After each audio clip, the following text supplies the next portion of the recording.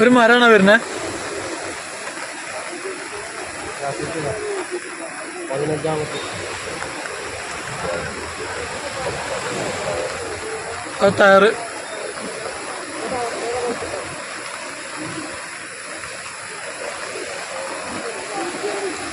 Order സിസ്റ്റപ്പിനാണ്.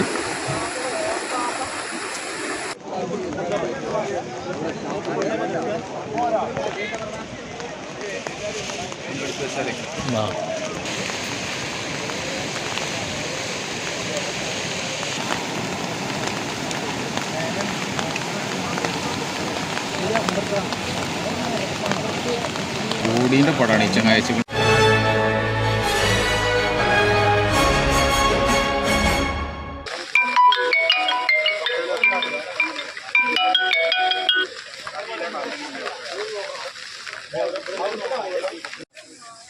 അവിടെ clear കുറവുണ്ടല്ലോ, range കുറവുണ്ടല്ലോ.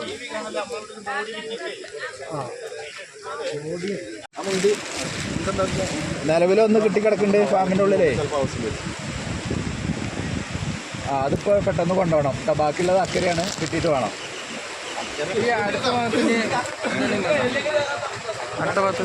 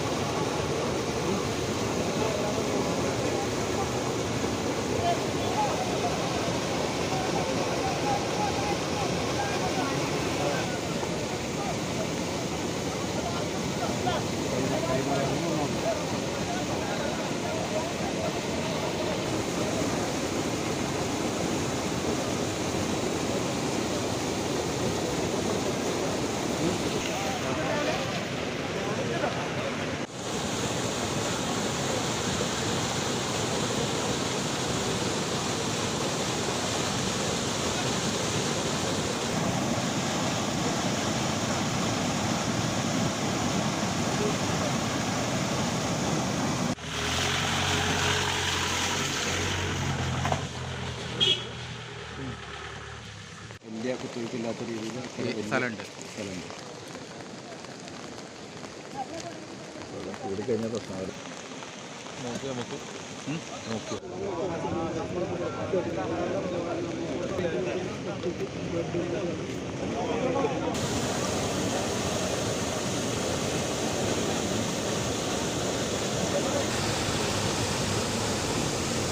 കാഴ്ച കാണാൻ നിൽക്കുന്നവർ ഉരുൾപൊട്ടൽ നമുക്ക് മുൻ അനുഭവമുള്ളതാണ്.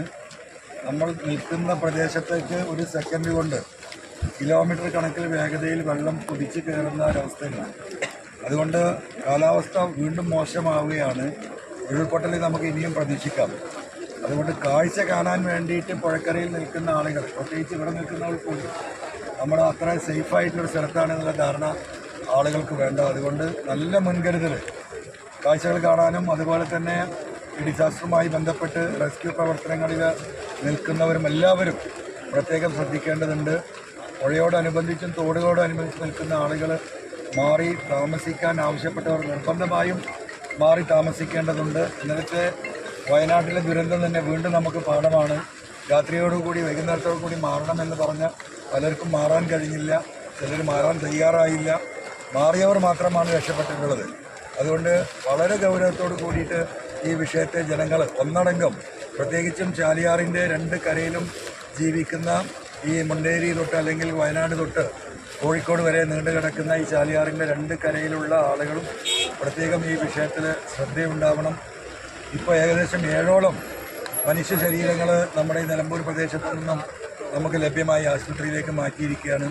ഇനിയും പല ശവശരീരങ്ങളും പുഴയുടെ പല ഭാഗങ്ങളിലും ഉണ്ട് എന്നറിഞ്ഞ് ജനങ്ങളും NDRFും പോലീസും ഫയർഫോഴ്സും ഒക്കെ കണ്ടെത്തി തെരച്ചിൽ നടത്തി വീണ്ടെടുക്കാനുള്ള പരിശ്രമത്തിൻ്റെ ഭാഗമായിട്ട് നിൽക്കുകയാണ്.